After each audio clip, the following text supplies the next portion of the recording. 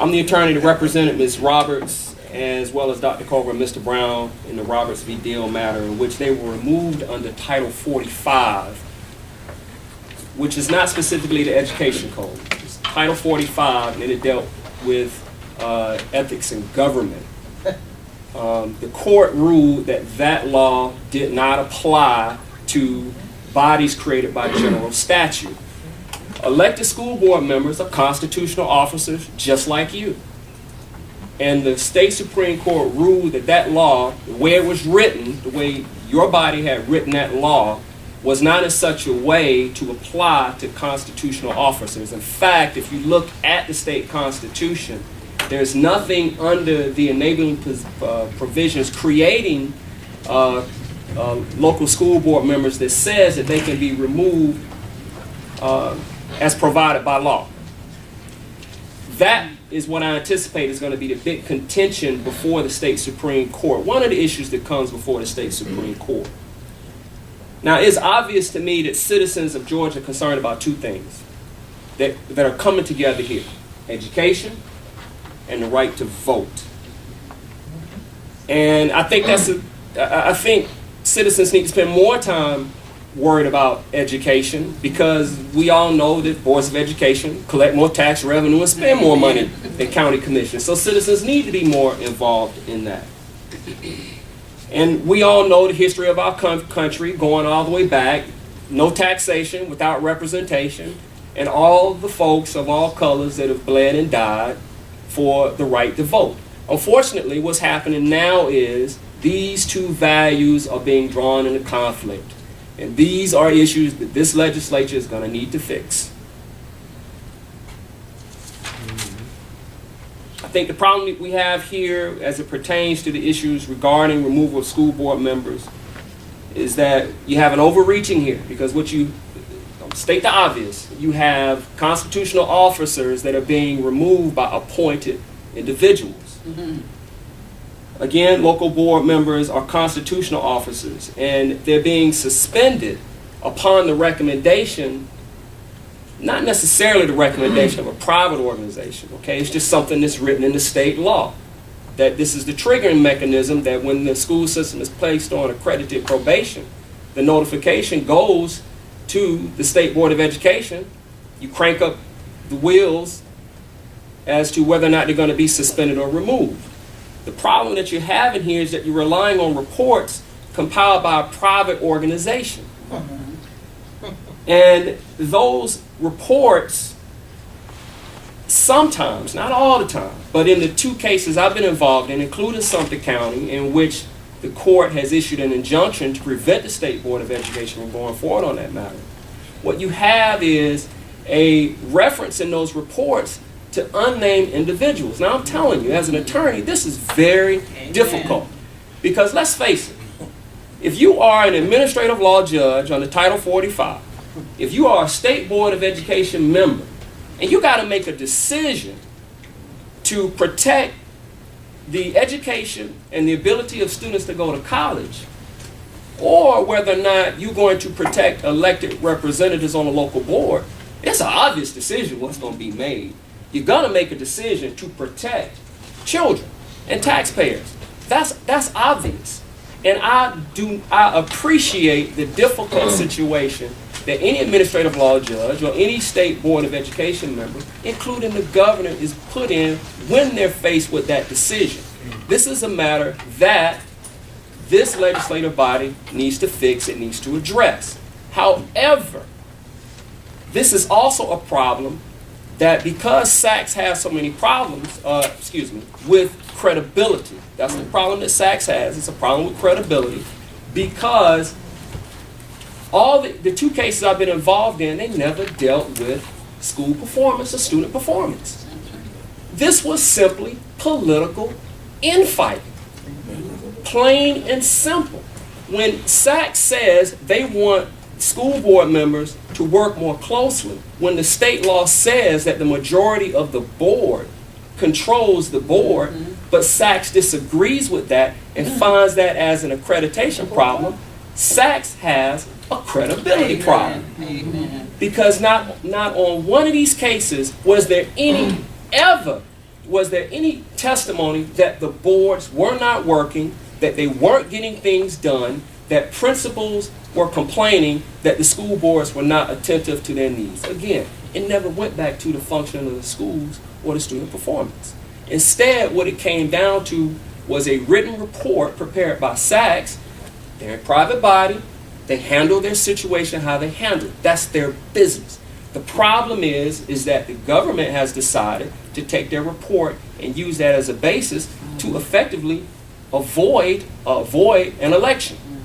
So when you are an attorney and you have to represent school board members in this matter, and you are questioning the efficacy and the veracity of the report, and there are no individuals named specifically when it says school board members failed to respond to stakeholder concerns, my question always is, well, what stakeholders are you talking to?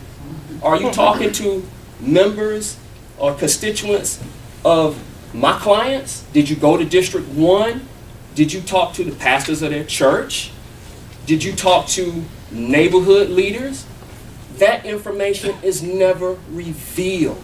And in fact, as an attorney, I can't even get hold of it. Why can I not get hold of it? It's a private organization. And in fact, during the hearings on some of this, the testimony was that it was a common practice for the investigators and the review team to not retain the notes of the people that they talked to. Now, if we were trying a civil case, that's called spoliation of evidence. And that information will be taken and used most strongly against the person who destroyed the evidence. SACS has a credibility problem. Amen. And what they should do is what they are asking these school boards to do, to be a bit more transparent. Amen. I appreciate the position, the power, the effectiveness that they've done with colleges and universities. But we got two values here that are competing against one another. One is education, one is the right to vote. And if you're going to get involved in a situation, and you know you're going to be called, because as soon as the report is written that a system should be on accredited probation, the call should go out to the review team, to the investigative body. Now hold on, y'all. Now you know we're going to have to go testify before the State Board of Education. Get your ducks in a row, get your evidence together, because you're going to be questioned. Let's have the witnesses available, if necessary, to come testify why this school board, why these members should be removed. That was not done in this case with Ms. Roberts and Dr. Culver. And as far as I know, thus far with the Sumter County case, we still don't know exactly who the stakeholders were that SACS talked to arrive at their decision. We don't know what notes they reviewed, because again, when I go talk to my clients and I talk to their constituents, they don't have a problem with their elected representatives. Instead, the problem is you now have boards that, because of demographic changes, the complexion of the majority has changed. And unfortunately, because the complexion of the majority has changed, somebody has made a complaint. SACS, you got a credibility problem. Because I am aware, Ms. Roberts has evidence of it, Dr. Culver has evidence of it, you have other people who will testify. When people have complained to SACS about problems with the school board, they got no response. No investigation, no review, and the complaints mirrored the same type of complaints that were made against people such as Ms. Roberts, Dr. Culver, and people from Sumter County. SACS, you got a credibility problem. And because they hold so much power, and because state boards are relying upon them, my suggestion to SACS is clean up your credibility issues.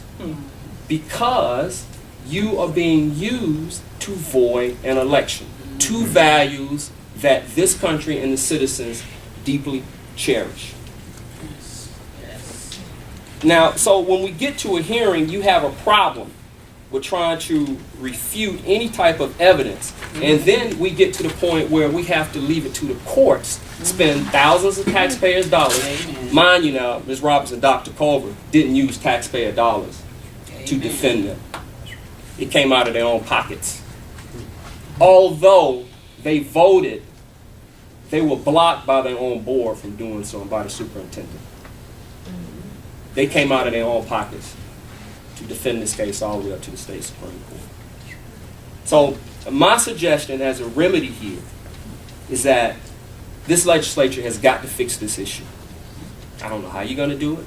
Maybe I got to sit down and think about it a little bit more. And maybe I can offer some suggestions. In fact, it appears that one of the suggestions that we argued in our case before Sumter County is already being followed. That is, the school board, the state board should not be given an all or nothing proposition, which is to remove all or none of the school board members, because the problem in that case was that was going to be the issue. And the argument made before the judge, which was so compelling, is each individual member conduct must be shown to have threatened the accreditation of the school system. In other words, their conduct must be causally related to the loss of accreditation. And if it's not related to the loss of accreditation, you don't have any evidence to support the verdict of removal or the recommendation of removal, which is a due process violation. Now, the State Board of Education and the State Attorney General's office seem to have changed their position as it applied to the Cobb County case, because they didn't recommend suspension of all 3 school board members. My suggestion also is that there needs to be at least the appearance of some type of equity in responding to complaints or requests for investigation that constituents make to SACS. SACS may want to come forward and justify on what basis it decides it's going to go forward with a more formal investigation. There needs to be retention of any type of evidence used to formulate its decision to recommend accredited probation, knowing that a State Board of Education will be relying upon that. Because again, the whole issue, you're going to run into these conflicts of values of education and the right to vote. So if you're going to remove somebody or recommend they be removed, suspended from office, let's see the evidence that's going to support it. And let's not just rely upon a report.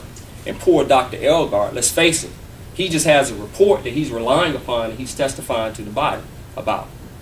Well, we need to have more evidence before that is done. I think that's only fair to the members of any local board when there's a recommendation that they be suspended. Further, let majority rule, which is a written state law, apply. Don't recommend loss of accreditation just because you don't have a majority vote. That's just a democratic, you don't have a unanimous vote or super unanimous vote. It's just a democratic process. And unfortunately, if SACS is going to get involved in that, especially at a time when the complexion of the majority of the board has changed, you're just asking for trouble.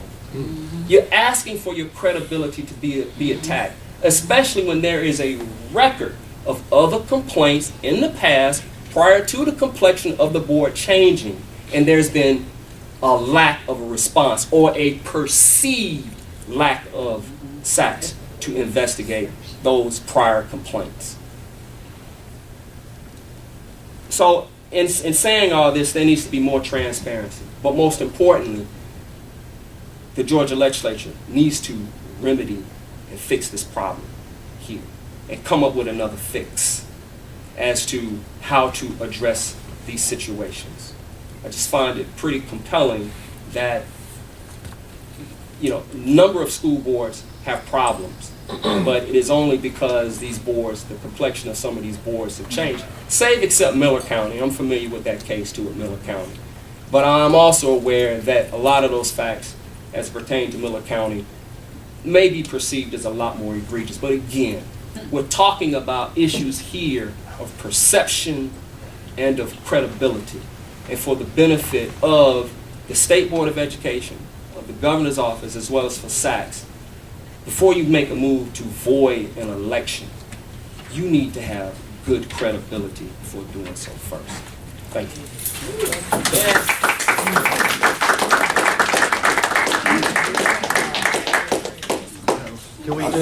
Can we just go to the point, and you probably will get an opportunity to express your concern in a question and answer, if you would. Can we go with a question, and then if it's something that's so burning, after we finish, I'll give you an opportunity to amend your statement. Pam. Thank you, Mr. Chair. Thank you, Ms. Roberts, Dr. Culver, and to you, Attorney Watkins. I have a question. I know the first case, the Warren case, Yes. was based on Title 45. Correct. Did you go through the administrative law? We did. We went through the administrative process because that's what the law called for. In fact, what that law called for was complaints to be made, and it could still be made now to any other official whose office is created by general statute. A private citizen can make a complaint to the governor. The governor then refers that over to the administrative law judge to schedule a hearing, and you begin the process right there. You followed Title 50 under the exhaustion. That's correct. It was Title 50. Correct. So then you went before the Superior Court after that? That is correct. Okay. And they sat as an appellate court? That's correct. Did the administrative hearing officer render findings of fact and conclusion of law? He did. Then when you went under Title 20 in the Sumter County, did you go before an administrative hearing officer? For the State Board of Education, we had the initial day of hearing. It was continued to give that board an opportunity to resolve its issues, which was a recommendation by SACS to give them time to work through their problems. The problem we had, you had 3 board members who did not want to continue the process of trying to mediate. My ultimate question, in both of those cases, regardless of the statute, how, because you didn't have the burden, right? The burden was on the party. That's correct. Okay, so how did the individual board members, how was it shown that there was a nexus between the action and the individual board members? What was the evidence? You had some testimony that was taken. Mind you now, and this just is going to be the difference of opinion here on how the evidence is being construed. One thing the administrative law judge said, and it really made me appreciate his position, he always said the local board signed up for SACS. Since they signed up for SACS, they got to play by their rules. I'm paraphrasing him now. This is in Warren County. This is in a Warren County case. And he felt that because this was an issue affecting accreditation, that rose to the level to authorize him to recommend removal. Just because they violated SACS standards. He kind of saying he didn't have much choice. SACS made their report. The report's been entered into evidence. It was... Regardless of hearsay or anything else? Correct. Now, it's funny because some of the issues involved in that case involved First Amendment issues. That is, what a school board member may have said at a hearing. They were charged with discrimination, but they couldn't prove the case of any type of discriminatory conduct under law. That is, there was no adverse action. It was just a statement made. So, so even, and that was the same issue that potentially could have, but nonetheless, go ahead. 2 more questions, Mr. Chair, if I may. Under the Warren County, I understood you say the Supreme Court reversed it because of the constitutional officer argument. That's correct. Now tell me, what did the Supreme Court say that stopped, what was their finding that stopped the Department of Education going forward with their hearing? Superior Court? Okay, you went to Superior Court. When it pertains to Sumter County. Okay. Correct. Now, what was their theory of stopping it prior to having that hearing?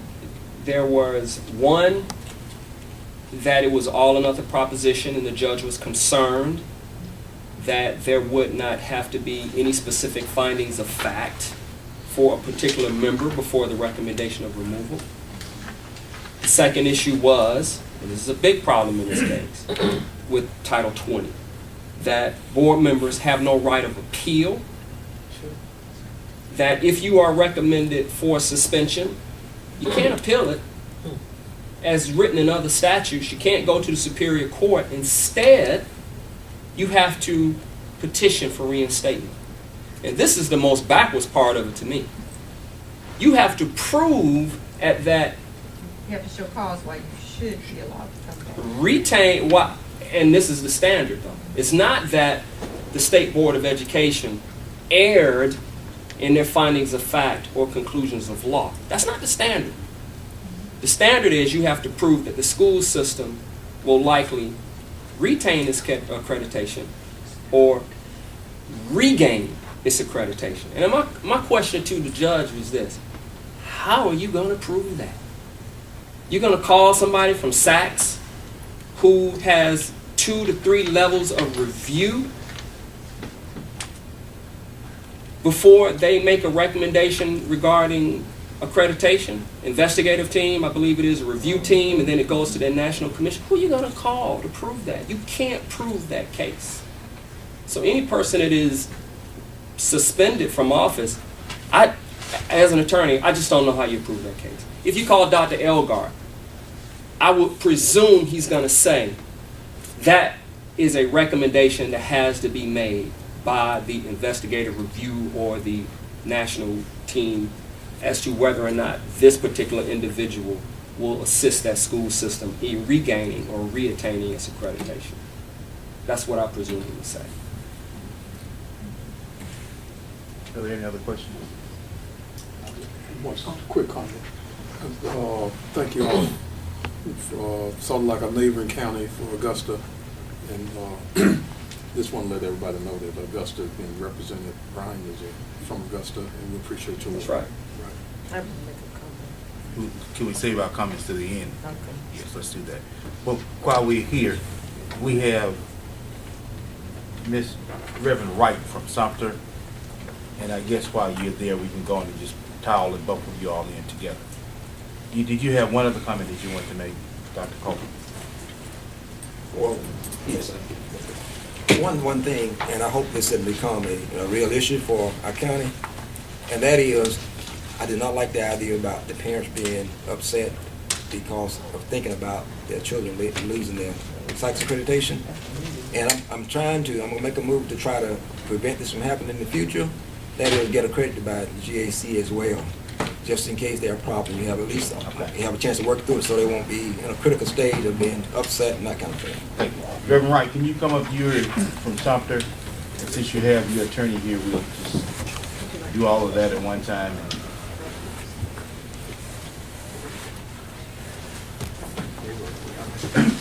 Reverend Wright, we're honored to have you here. We appreciate you coming up from Americus, Georgia. Reverend Wright he has held many capacities down in Sumter County.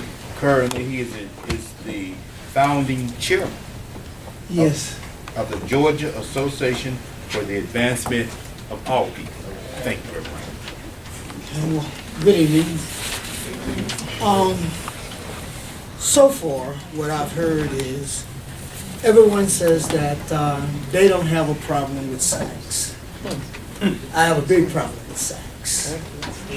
In my experience thus far, the 3 most racial bodies of people that I've came in contact with have been the Professional Standards Commission, the Georgia School Board, and SACS. And I'll save the first 2 for another day. Today we're going to talk about SACS. When I first became involved with SACS, it was in 2008. At that particular time, we still had a 9-member board panel, just like we have today. Except for the makeup it was 5 white folks and 4 black folks. And every critical vote, it always went 5-4, 5-4, 5-4, 5-4. So there were some issues that had came up where I had gone to talk to the board and to show you how the politics work, and that they have, say, the inside connection or the good old boy system. That particular board that was made up for 5-4 was even bold enough to give it to me in writing that they would not talk to me at the regular board meeting. So now here I am with a letter from the chairman, then was Donnie Minute, that said they wouldn't even discuss anything with me. So I went down the exact same path that the white folks are going down now in 2011 and 12, complaining to Sachs. These are some of the letters I got back from Sachs that's in a nutshell that says the majority rules. That's what they say in a nutshell. And just to say that the policy about what they're supposed to do, this one was revised in May 9, 2006. And in